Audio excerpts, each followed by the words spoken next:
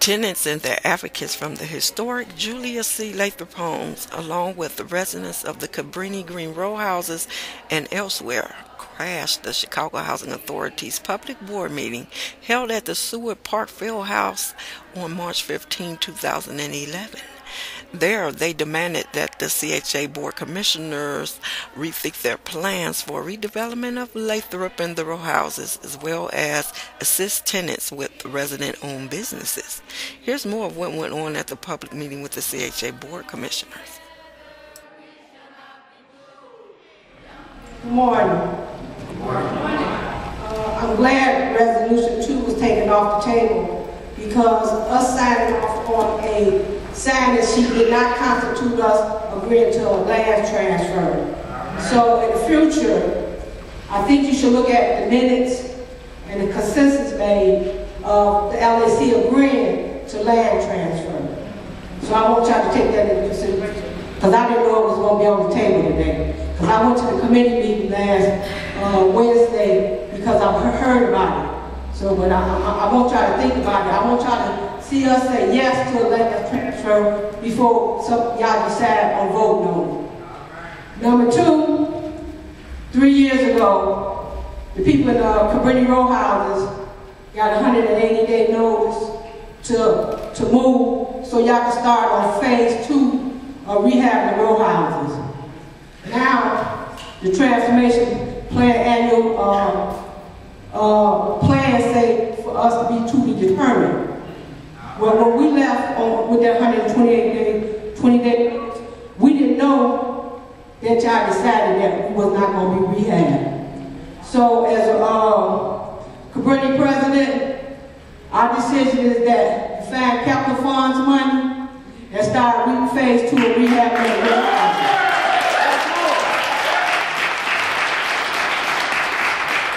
And I also stand in solidarity with the Lathrop Home residents for y'all to start rehabbing those too.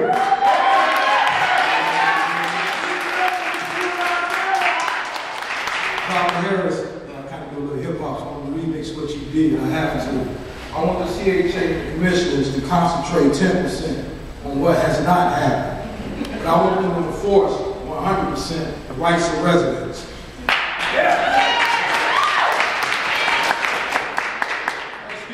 Resident-owned businesses in Section 3. Resident-owned businesses are not just employees. They are mentors, role models, leaders of our community, leaders of the underserved and the forgotten. Resident-owned businesses, if given the opportunity, enough of them, can be the examples of success that our children and our community so desperately need. Owned businesses are the best candidates for contract. Not only will they enforce Section 3, they will enhance the Section 3 program. We asked the CHA to create a pilot program that will allow for resident-owned businesses to provide in non-traditional ways of addressing our economic, jobs and employment, our social, be it drugs, be it literacy, be it anything, and cultural, dealing with the violence and social needs of our communities. Who better than us to help us? I'll tell you right now, no one.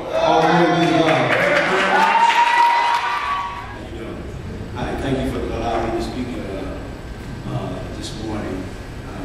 Again, it's truly a blessing speaking from God's people that I know that they want to do the right thing on providing job opportunities and changing lives.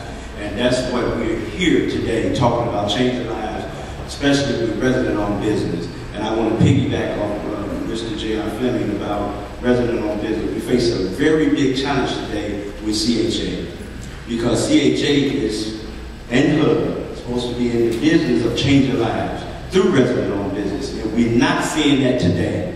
And it's truly a disrespect to the community when you're giving out grants to organizations that do not allow us the opportunity to come to the table to show ourselves that we can prove ourselves as a business, new business coming to the community.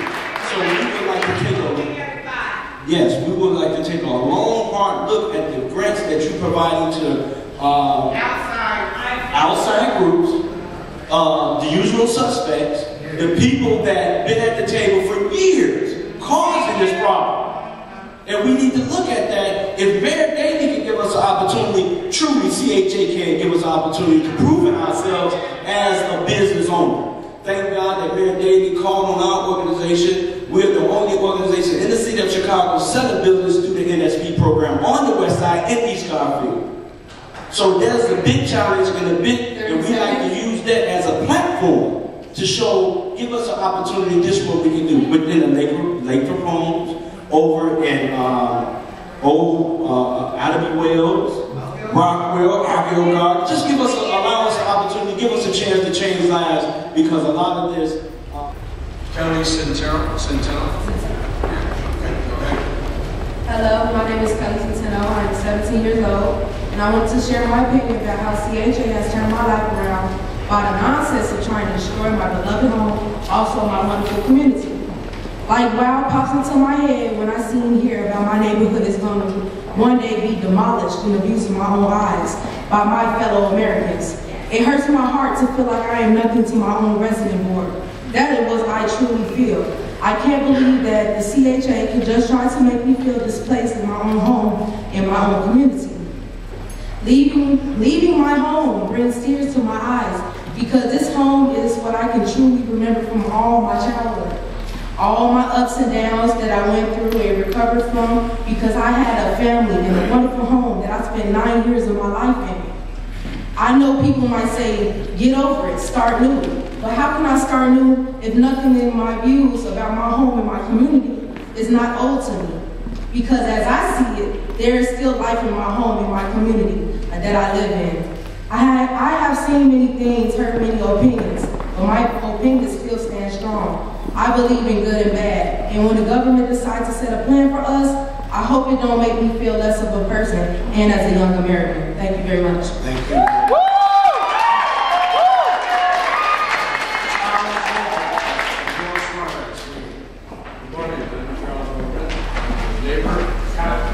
Lathrop Homes, I lived at 2934 North 11 for 38 years, directly across the street, the most northern Lathrop Homes.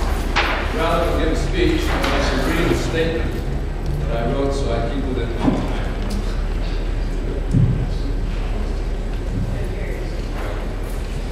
To put it bluntly, I believe it's unconscionable how CHA has neglected historic Lathrop Homes, jewel in the crown of Chicago public housing.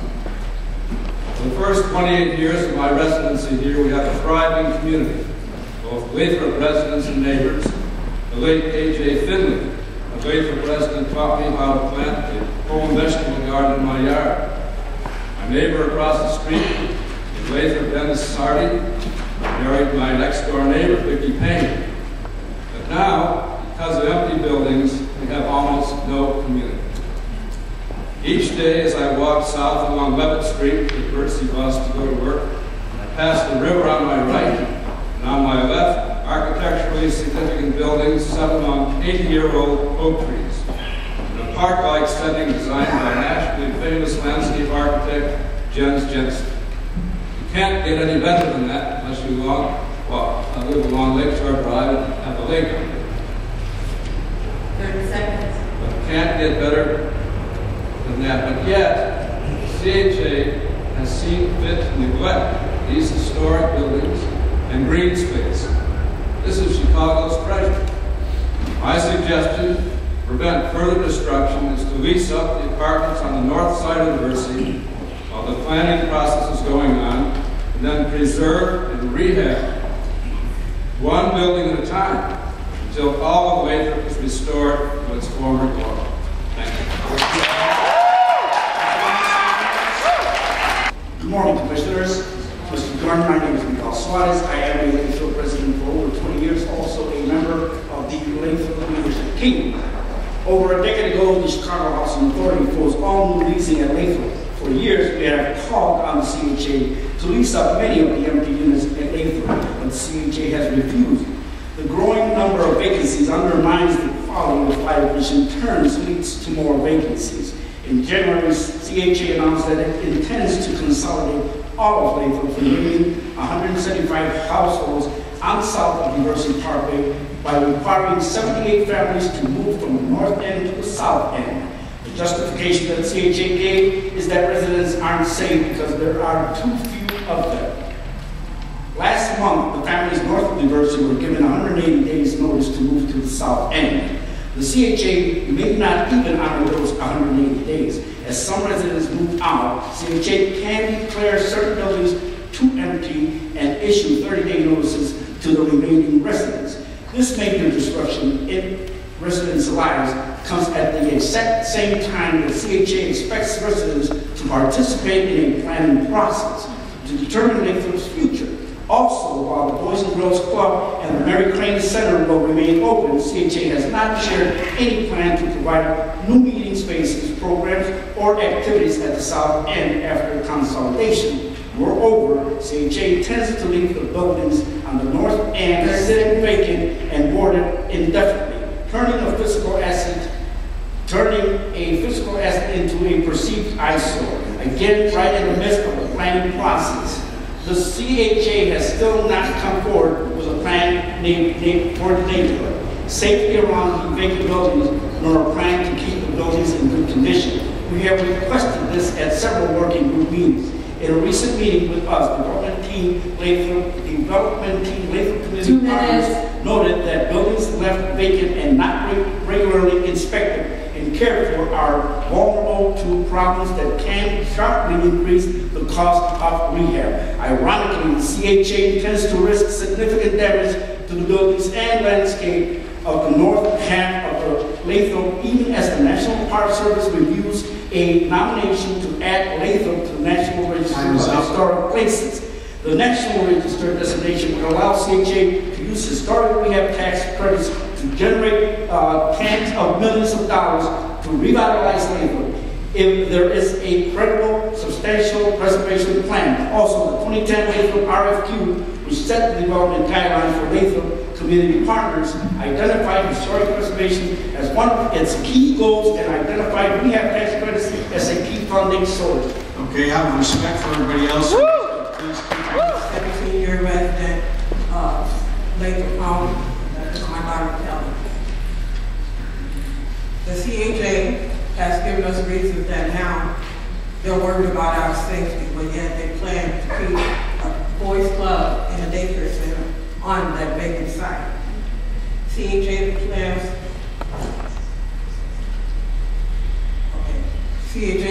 to have us to vacate our community, our neighbors, and our friends. I want to ask CHA, why are we moving if you don't have a plan for us? We need something in writing. I want to know why we're moving.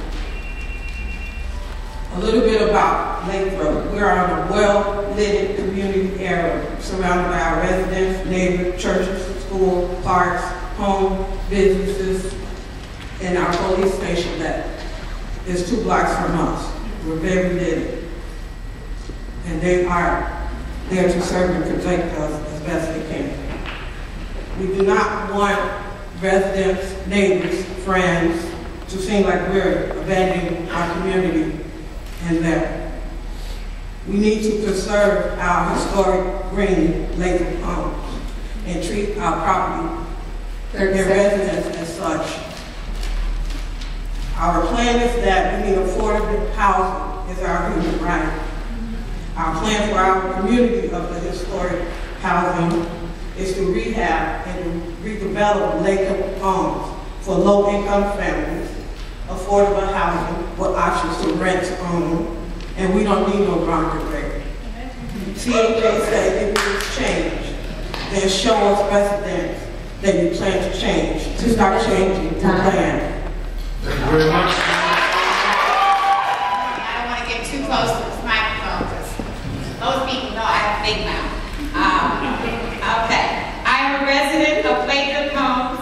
I have volunteered on the riverfront and was told that if we planted our trees and flowers and took care of the land, that there would be a place for us here, that our community would be here to stay, that in the future, young families could find a home in Lathrop Home. told differently. And I like this part the most. Now we have been lied to, abused, and cheated out of our